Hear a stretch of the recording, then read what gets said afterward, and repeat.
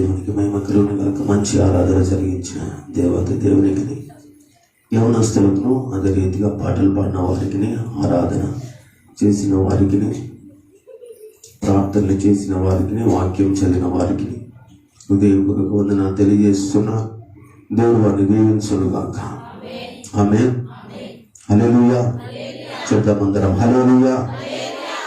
స్తోత్రము. పరిశుద్ధ గ్రంథంలో నుండి యెషయా పుస్తకము 60వ అధ్యాయం 22వ వచనం. వారిలో ఒంటరైన వాడు 1000 మంది అగును, ఎన్నిక లేని వాడు బలమైన జనమగును. యెహోవానగు నేను తగిన కాలమున ఈ కార్యమును త్వరపెట్టెదను. హల్లెలూయా, హల్లెలూయా. ప్రభు పరిశుద్ధాత్మ దేవుడు మనందరితో మాట్లాడును గాక, దర్శించును గాక. హల్లెలూయా. భక్తుడైనటువంటి యెషయా మాట్లాడుతున్నటువంటి మాట ప్రవచన రీతిగా, వారిలో ఒంటరైన వాడు 1000 మంది అగును. హల్లెలూయా. ఈ మాట ఒకంత ధైర్యాన్ని మానవులకు ఈ వాక్యం విన్నప్పుడు తీసుకొని రావచ్చు. హల్లెలూయా. అయితే ప్రియదేవుని బిడ్డలారా, ఒంటరితనం అనేది కొంతమంది జీవితంలో చాలా విషాదాన్ని తీసుకొస్తుంది. హల్లెలూయా. అదే రీతిగా ఒంటరితనం అనేది కొంతమంది జీవితంలో ఆశీర్వాదానికి కారణమవుతుంది. హల్లెలూయా. ఎవరికి విషాదాంతాన్ని తీసుకొస్తుంది, ఎవరికి ఆశీర్వాదాన్ని తీసుకొస్తుంది అంటే, ప్రియదేవుని బిడ్డలారా, లోకంలో ఉన్నవారు ఒకవేళ ఒంటరైపోయారనుకో, హల్లెలూయా, వారి ఆలోచనలన్నీ కూడా మారిపోతాయి, వారి స్థితిగతులన్నీ మారిపోతాయి. వారు ఆలోచించే విధానం ఏ రీతిగా ఉంటదంటే, నేను ఒంటరినైపోయాను, ఇక నాకు ఎవరు లేరు, నేను చనిపోతే బాగుండు, లేకపోతే ఎక్కడికైనా పారిపోతే బాగుండు అనేటువంటి ఆలోచన లోకంలో ఉన్న వారు ఒంటరైనప్పుడు వారికి కలుగుతా ఉంటాయి. అలాంటి క్షణికమైనటువంటి ఆలోచన తీసుకొని అనేక మంది ఆత్మహత్యలు చేసుకోవడము, చనిపోవడము, లేకపోతే జీవితాన్ని విచ్చలవిడితనానికి వదిలేయడము జరుగుతూ ఉంటది. హల్లెలూయా. అయితే ప్రియదేవుని బిడ్డలారా, దేవుణ్ణి ఉన్నవారు ఒంటరవుతున్నారు అంటే అది వారి ఆశీర్వాద సమయము అని మనం గుర్తించాలి. చెప్పండి కూడా హల్లెలూయా. దేవుణ్ణి ఉన్నవారు ఒంటరవుతున్నారు అంటే తద్వారా దేవుడు ఏదో ఒక అద్భుత కార్యము వారి జీవితంలో చేయబోతున్నాడు అనేటువంటి మాట ఇక్కడ దేవుడు రూఢిపరుస్తున్నారు. అందుకే దేవుడు చెప్తున్నటువంటి మాట, వారిలో ఒంటరైన వాడు 1000 మంది అవుతాడు. చెప్పగలరా? హల్లెలూయా. ఒక్కడు 1000 మందిగా ఏ రీతిగా మార్చబడతాడంటే, ఆ ఒక్కరితోని నజరేయుడైనటువంటి యేసుక్రీస్తు ఆ సమయంలో నిలబడతాడు కాబట్టి. హల్లెలూయా, హల్లెలూయా. ఇప్పుడు లోకస్తులకు మనకున్నటువంటి వ్యత్యాసం ఏంటిదంటే, లోకస్తులు ఒంటరైనప్పుడు వారు మరణాపేక్షతో ఉంటారు. ఆత్మీయులు గాని, దేవుని బిడ్డలు గాని ఒంటరైతే ప్రియదేవుని బిడ్డలారా, ఆ ఒంటరిలో కూడా ఒక ధైర్యాన్ని పొందుకోగలుగుతారు. 10 మంది ఇయ్యలేనటువంటి ధైర్యము ఎవరైనా ఒకరు దేవుల్లో ఉండి గట్టిగా నిర్ణయం తీసుకుంటే, హల్లెలూయా, దేవుని కోసమో, దేవుని బిడ్డల కోసమో, దేవుని యొక్క ఆత్మీయలో నేను ఎదగాలి, ఈ బలహీన పరిస్థితుల నుంచి నేను బయటికి రావాలి, నా దేవుని కోసం నేను నిలబడాలనేటువంటి ఒక్క నిర్ణయము ప్రియదేవుని బిడ్డలారా రానున్నటువంటి ఆత్మహత్యలను గాని, అవమానాలను గాని, దుఃఖాలను గాని అధిగమించేటువంటి శక్తిని ఇస్తాయి. హల్లెలూయా. ఒక నిర్ణయం అంటే దేవుని బిడ్డలకు ఉన్నటువంటి అదొక కృపావరము. హల్లెలూయా. అది శ్రేష్టమైనటువంటి ఆశీర్వాదము. లోకస్తులకు అంటే దేవుణ్ణి నమ్మని వారికి ఇలాంటి ఆశీర్వాదము లేదు, వారు పొందుకోలేరు. హల్లెలూయా. ఆ కింద మాట చూడండి, ఎన్నిక లేని వాడు బలమైన జనమగును. చెప్పకూడదాం. హల్లెలూయా, హల్లెలూయా. ఎవరైతారండి? ఎన్నిక లేని వాడు బలమైన జనమగుతారు. హల్లెలూయా. ఒకవేళ ప్రియదేవుని బిడ్డలారా మనం ఇక్కడ ఎన్నిక లేనట్లుంటే, హల్లెలూయా, హల్లెలూయా, దాన్ని బట్టి మనం ఏం చేయాలంటే ప్రభులో సంతోషించాలి. ఆమేన్. మనం ఎన్నిక లేని వారమైనట్టుంటే దాన్ని బట్టి నీకు అర్థం కావాలి, రేపు నేను బలమైన జనంగా మార్చబడబోతున్నాను. హల్లెలూయా. నువ్వు ఒంటరివైనా ఎక్కడికైనా వెళ్ళినప్పుడు ఎవరు నిన్ను లెక్క చేయకపోయినా, నిన్నందరూ తృణీకరించినా, ఎన్నిక లేని దానిగా వానిగా చేస్తా ఉన్నా, ఇవన్నీ కూడా ఒకదానికొకటి ఈ పరిమాణాలన్నీ నువ్వు ఎదుర్కొంటా ఉంటే నీకు అర్థం కావాలి, దేవుడు నా జీవితంలో ఏదో ఒక కార్యాన్ని మొదలు పెట్టాడు. అందుకే ఈ ఒంటరి, అందుకే ఈ ఎన్నిక లేనటువంటి స్థితి, ఇవన్నీ ఒకానొక దినంలో నా జీవితంలో ఆశీర్వాదకరంగా మార్చబడబోతున్నాయి. చెప్పండి కదా. హల్లెలూయా, హల్లెలూయా. ఇది దేవుణ్ణి నమ్ముకున్నటువంటి బిడ్డలకు, దేవుల్లో ఎదుగుతున్నటువంటి బిడ్డలకు, ప్రియదేవుని బిడ్డలారా, వారి ఆశీర్వాదం పొందుకోవాలని దేవుడు ఏం చేస్తాడంటే మొట్టమొదటిగా వారిని ఒంటరిగా చేస్తాడు. హల్లెలూయా, హల్లెలూయా. మొట్టమొదటిగా వారిని ఎన్నిక లేని వారిగా చేస్తారు. హల్లెలూయా. తర్వాత బలమైన జనంగా మారుస్తాడు. తగిన సమయమున దేవుడు కార్యంను జరిగిస్తాడు. దాన్ని బట్టి మనం చింతించద్దు, బాధపడద్దు, కృంగిపోవద్దు, బలహీనపడద్దు. తగిన సమయము దేవుడు చూస్తున్నారు. అంటే మనకున్నటువంటి ఇబ్బందులను బట్టి, మనకున్నటువంటి బాధలను బట్టి, మనకున్నటువంటి కష్టాలను బట్టి, ఇంకా నా సమయం రాలేదా ప్రభువా, ఇంకా నేను నీకు కనబడడం లేదా ప్రభువా, ఇంకా నేను నీకు అవపడడం లేదా ప్రభువా అనేటువంటి ఆలోచన మనకు రావచ్చు. అయితే దేవుని యొక్క సమయము వేరు, మన సమయము వేరు. హల్లెలూయా. మనము తొందరపడవచ్చు, లేకపోతే ఆలస్యం చేయవచ్చు. అయితే నా దేవుడు తగిన సమయంలో కార్యము జరిగించేవాడు. చెప్పండి కదా. హల్లెలూయా. ఒకసారి చూడండి, ఆదికాండం 12వ అధ్యాయంలో 1వ వచనం నుంచి.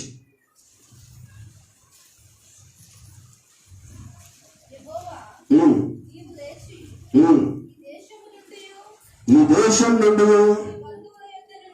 నీ బంధువుల యొద్ద నుండి, నీ తండ్రి ఇంటి నుండి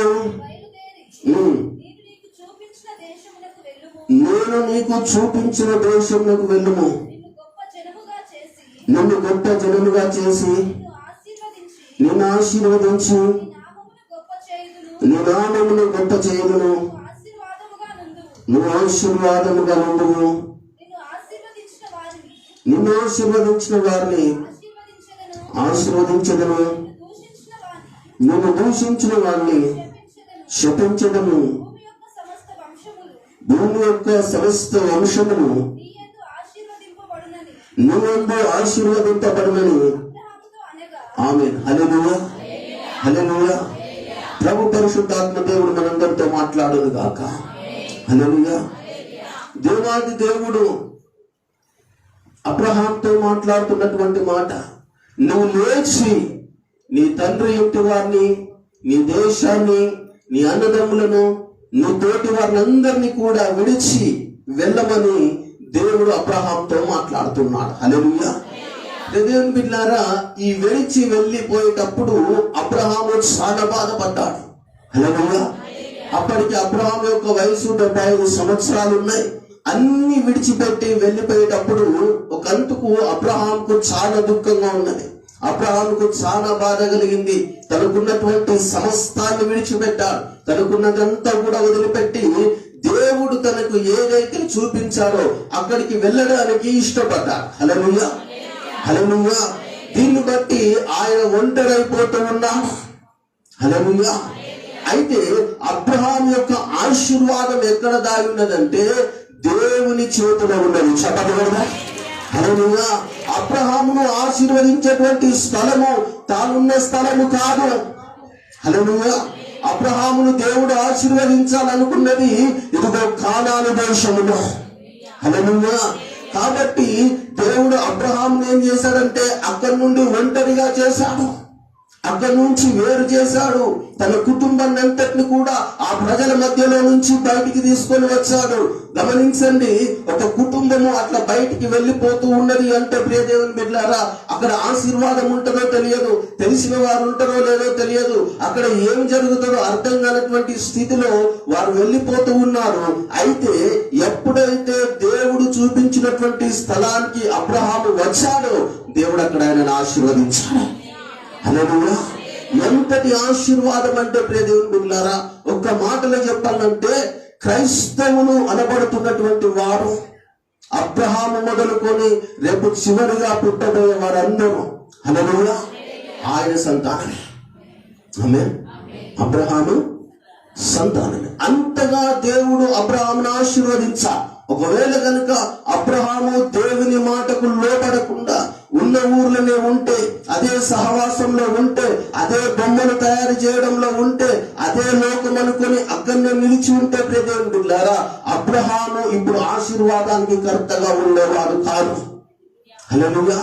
ఆ కష్టంలో యాత్ర అంతా కూడా కొనసాగించేటప్పుడు ఎన్నో ఇరుకులు, ఎన్నో ఇబ్బందులు, ఎన్నో అవమానాలు, భయంకరమైనటువంటి పరిస్థితులను ఎదుర్కొంటూ అబ్రహాముకు చూపించినటువంటి స్థలానికి అబ్రహాం వెళ్ళాడు. హల్లెలూయా. అక్కడ దేవుడు అబ్రహామును ఆశీర్వదించాడు. ఆ ఆశీర్వాదం ఏ రీతి ఉన్నదంటే, ఇక నువ్వు ఎవరిని ఆశీర్వదిస్తే నేను వారిని ఆశీర్వదిస్తాను. హల్లెలూయా. హల్లెలూయా.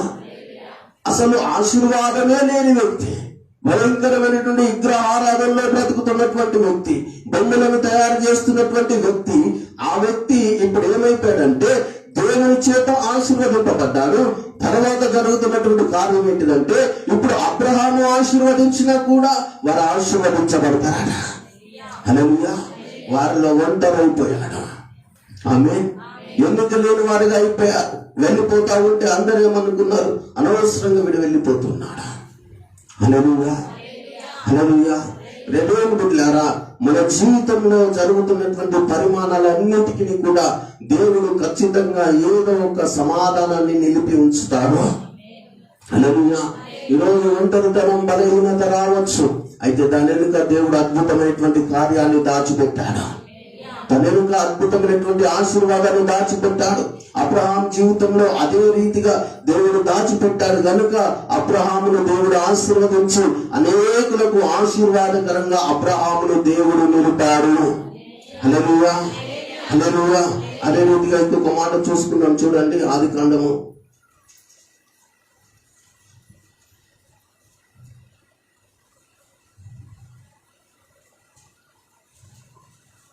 41వ అధ్యాయము 39వ వచనం.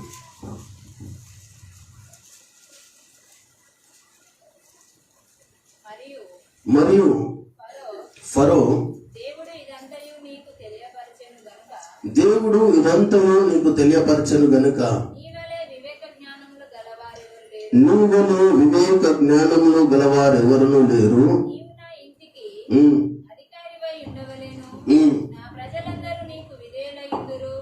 సింహాసన విషయంలో మాత్రమే నేను నీకంటే పైవాడనై ఉందునని యోసేపుతో చెప్పాను. మరియు ఫరో, చూడుము, ఐగుప్తు దేశం అంతటి మీద నిన్ను నియమించి ఉన్నానని యోసేపుతో చెప్పాను. ఆమేన్. హల్లెలూయా. హల్లెలూయా. అబ్రహామునేమో అన్య దేశంలో నుంచి కానాను దేశానికి నడిపించి ఆశీర్వదించాడు. హల్లెలూయా. యోసేపును ఎక్కడ ఆశీర్వదించాడంటే, ఇదిగో కానాన్లో నుంచి వెళ్ళగొట్టి హల్లెలూయా హల్లెలూయా అన్య దేశంలో ఆశీర్వదించాడు. చెప్పండి హల్లెలూయా. ఎక్కడ ఆశీర్వాదం పొందుకున్నాడు యోసేపు అంటే ప్రియదేవుని బిడ్డలారా, ఫరో ఎదుట, ఆమేన్, ఐగుప్తుల ఎదుట. ఐగుప్తులందరూ కూడా ఇశ్రాయేలీలను ఏలేవారు, ఇశ్రాయేలీలను శ్రమ పెట్టేవారు, ఇశ్రాయేలీలను చురుకలుగా చూసేవారు. వారందరికీ నాయకునిగా యోసేపును దేవుడు నిలబెట్టారు. చెప్పండి హల్లెలూయా. ఈ యాత్ర అంత సులువుగా జరగలేదు. హల్లెలూయా. ఆయన ఐగుప్తుకు చేరడము దేవుని చిత్తమే, కానీ ఆ చిత్తము నెరవేర్చబడడానికి యోసేపు సర్వసాధారణంగా అందరూ వెళ్ళినట్టు ఆయన మామూలుగా వెళ్ళిపోలేదు. ఆయన జీవితంలో జరిగినటువంటి మలుపులన్నీ, పొందుకున్నటువంటి అవమానాలు, నిందలన్నీ, పడినటువంటి దెబ్బలు, ఇవన్నీ కూడా ఆయనను ఏం చేశాయంటే ఒక ఉన్నతమైనటువంటి స్థితికి తీసుకొని వెళ్ళిపోయాయి. హల్లెలూయా హల్లెలూయా. సొంత అన్నదమ్ములే అతన్ని కొట్టి గోతిలో పడేసినప్పుడు ఆ ఒంటరి స్థితిలో దేవునికి నమ్మకంగా ఉన్నాడు. హల్లెలూయా. ఎవరైతే పడేశారో మరలా వాళ్ళే పైకి లేపారు, మరలా వారు అమ్మి ఆయన ద్వారా లాభం పొందుకున్నారు, ఆయన నష్టానికి అప్పచెప్పారు. హల్లెలూయా యోసేపును అమ్మి అన్నలు లాభం పొందుకున్నారు. యోసేపు నష్టానికి అంటే ఒక పనివానిగా దాసునిగా అమ్మబడ్డాడు. ఆ దాసత్వంలో నమ్మకంగా ఉన్నప్పటికీ కూడా ప్రియ దేవుని బిడ్డలారా, ఫరో సేనాధిపతి భార్య వేయకూడనటువంటి నిందను బట్టి నోరు తెరవకుండా చెరసాల్లో ఆయన ఒంటరైపోయాడు. హల్లెలూయా. అంటే ఒకదానికి ఒక అవమానము, ఒకదానికి ఒక నింద, అనవసరమైనటువంటి విషయాల్లో మీద పడుతున్నాయి అంటే, ఎన్నిక లేకుండా అయిపోతున్నామంటే ప్రియ దేవుని బిడ్డలారా, అక్కడ దేవుని కార్యము జరుగుతున్నదని అర్థం. హల్లెలూయా, హల్లెలూయా. దేవుని కార్యము జరుగునట్లుగా దేవుడు రచించినటువంటి ప్రణాళిక ఎవరికైతే అర్థమైతుందో వారు ఒంటరున్నప్పుడు కూడా ధైర్యంగా ఉండగలుగుతారు. దేవుని పైన విశ్వాసం లేకపోతే, నమ్మకం లేకపోతే ఒంటరి కాగానే మనకు అర్థమయ్యేది ఏంటిదంటే, ఇక నేను చచ్చిపోతాను. హల్లెలూయా. ఒంటరి కాగానే మనలో వచ్చేటువంటి ఆలోచన ఏంటిదంటే, నేను ఎక్కడికైనా వెళ్ళిపోతా. హల్లెలూయా. ఒంటరి కాగానే మనలో వచ్చే ఆలోచన ఏంటిదంటే ప్రియ దేవుని బిడ్డలారా, ఇది నా వల్ల కాదు. ఎందుకంటే దేవుని యందు మనకు విశ్వాసం లేనప్పుడు దుష్టుడు ఇచ్చేటువంటి ఆలోచనలు. హల్లెలూయా. అబ్రహాము ఏ విషయంలో కూడా బలహీనము కాలేదు. ప్రతి మాట నమ్ముతూ, ఆయనను చూడకున్నా, మాట్లాడింది దేవుడా దయ్యమా అని తెలియకున్నా మొదటిసారి మాట విని లోబడి ఆయన వచ్చాడు. దేవుడు ఆశీర్వదించాడు. యోసేపు అంత కఠినమైనటువంటి పరిస్థితిలోనికి వెళ్ళిపోతూ ఉంటుండగా కూడా ఎక్కడ దేవునికి ఎదురు మాట్లాడలేదు. హల్లెలూయా. తన స్థితిని అంతటిని కూడా దేవుడు చూస్తూ ఉన్నాడు. ఇదిగో నాకు ఇచ్చినటువంటి దర్శనము నిశ్చయంగా నెరవేర్చబడుతుంది. అది సొంత ఇంటివారు గాని ఫరో గాని ఎవరు ఆపలేరు అనేటువంటి ఆలోచన యోసేపు కలిగి ఉన్నాడు. హల్లెలూయా, హల్లెలూయా. ఒకానొక దినం వచ్చింది, రాజు దగ్గర నుంచి కబురు రాగానే ప్రియ దేవుని బిడ్డలారా, ఒక చిన్న కళ, ఒక చిన్న దర్శనము. హల్లెలూయా. అది సర్వసాధారణమైనది యోసేపుకు, కానీ అది అక్కడ ఉన్నటువంటి దేశానికి అవసరమైనదిగా దేవుడు చూశాడు. హల్లెలూయా. కళలు, వాటి భావాలన్నీ సర్వసాధారణ యోసేపుకు చిన్నప్పటి నుంచే చూస్తున్నారు. అది కొత్త విద్యని కాదు, కానీ ఆ చిన్న కళ భావాన్ని బట్టి. హల్లెలూయా, హల్లెలూయా. ఇప్పుడు ఐగుప్తు దేశం అంతటికి అదొక అవసరంగా మారిపోయింది. ఆ కళను బట్టి ఫరోకు నిద్రపట్టడం లేదు. అయ్యో ఏమైపోతుందో అని ఫరో భయపడుతున్నారు. హల్లెలూయా. ఎందుకంటే ఫరోకు దేవుడు లేడు కాబట్టి. హల్లెలూయా. అక్కడ ఉన్న వారందరినీ పిలిపించాడు. దాని అర్థం చెప్పమన్నారు, ఎవరి వల్ల కావడం లేదా. హల్లెలూయా, హల్లెలూయా. అప్పుడు చెరసాలలో నుంచి ఆమె ఒక గొంతు వినబడుతుంది. నేను చెప్తాను, చదవండి కదా. హల్లెలూయా.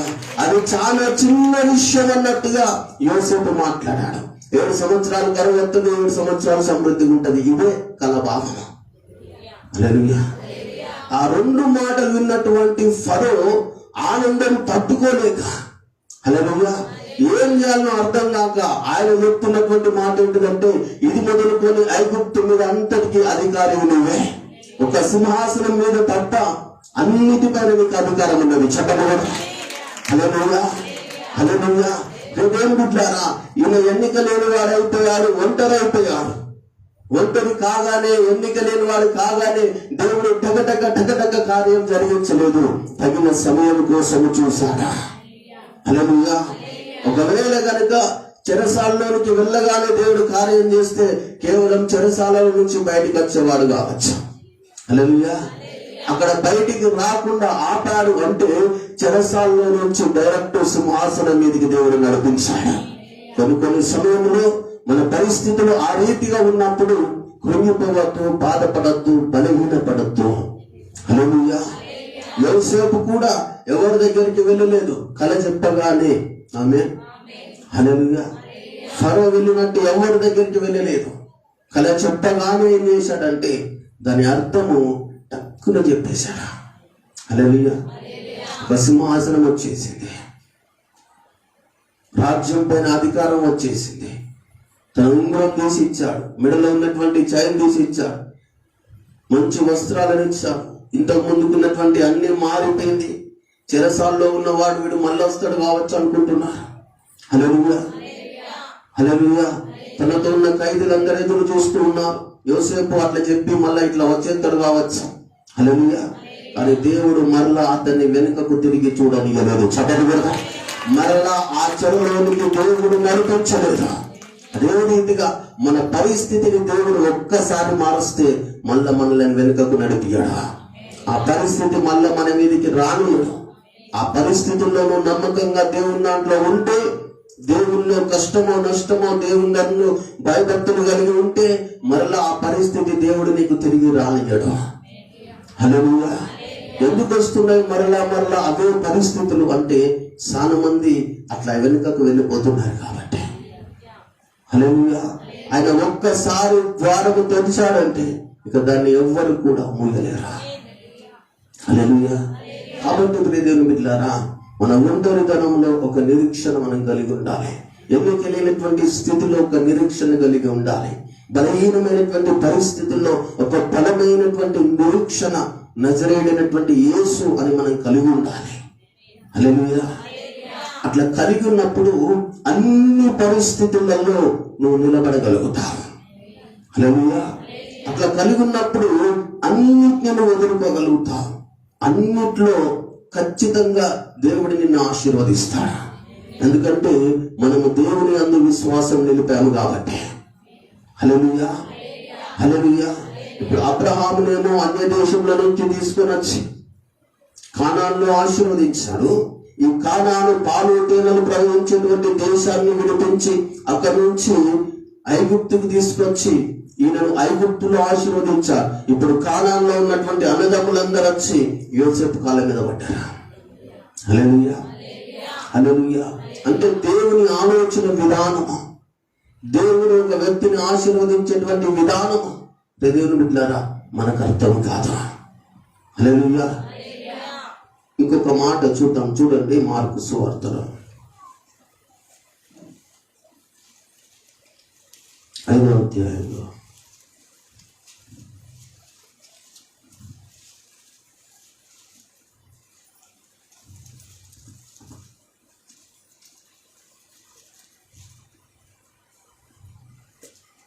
5:19.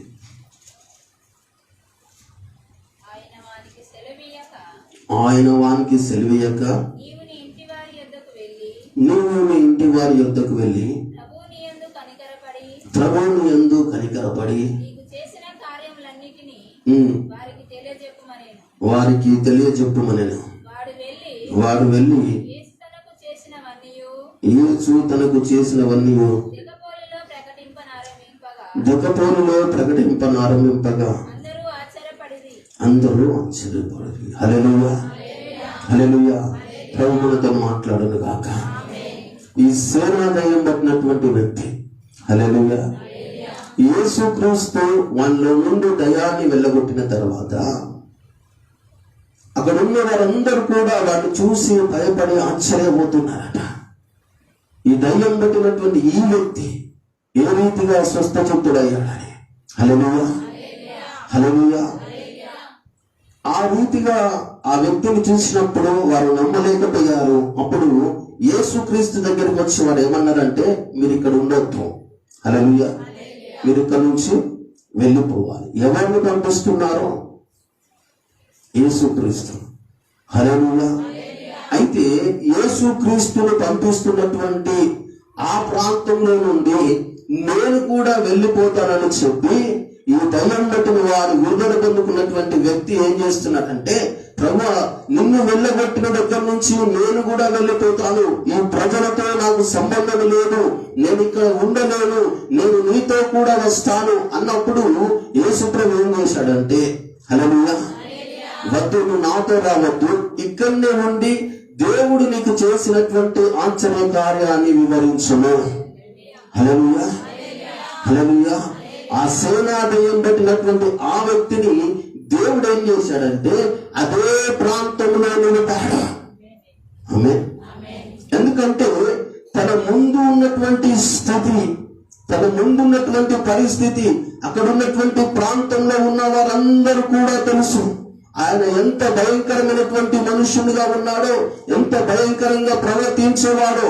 అయితే ఆ స్థితిని, ఆ గతిని దేవుడు మార్చాడన్నటువంటి విషయము హల్లెలూయా వారందరూ తెలుసుకోవాలని చెప్పి దేవుడు ఏం చేశాడంటే తనను అక్కడ వదిలిపెట్టి వెళ్ళిపోయాడు.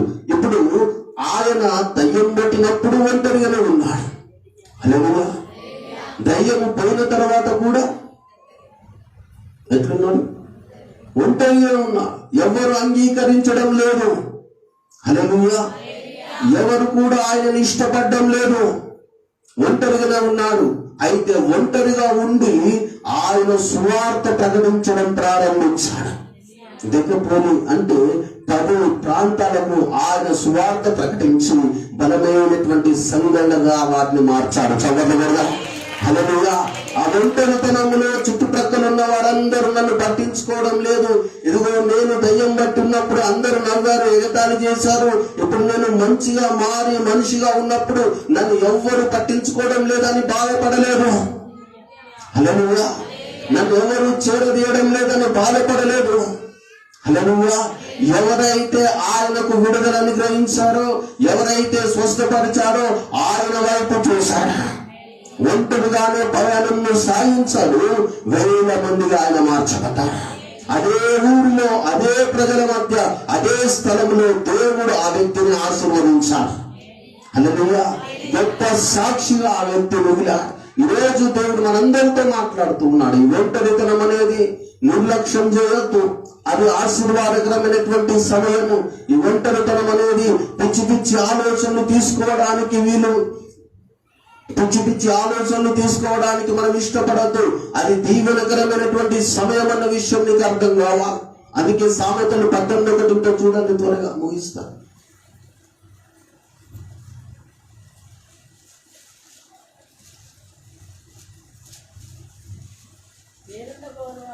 వేరుండబోరువాడు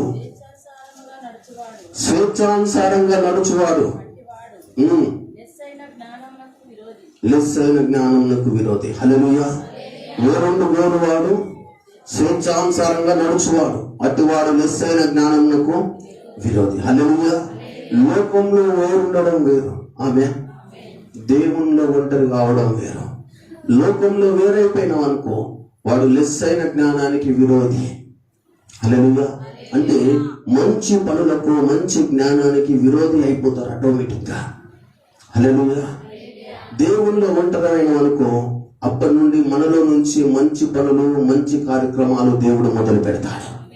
హల్లెలూయా కాబట్టి ఒంటరితనమందు లేకపోతే ఎన్నికలేనటువంటి పరిస్థితుల యందు మనం కృంగిపోయి ఏది పడితే అనే ఆలోచనలు తీసుకొని దేవునికి దూరమయ్యేటువంటి కార్యాలు చేయడం ద్వారా ప్రియదేవుని బిడ్డారా, రేపు ముందు నువ్వు పొందుకోబోయేటువంటి బలమైనటువంటి ఆశీర్వాదము, ఘనతనంతటిని కూడా, అదంతటిని కూడా నువ్వు కోల్పోతావా?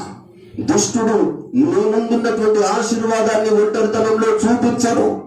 నీ ముందున్నటువంటి అవమానాలను, పరిస్థితుల్ని వాడు ముందు పెడతాడు.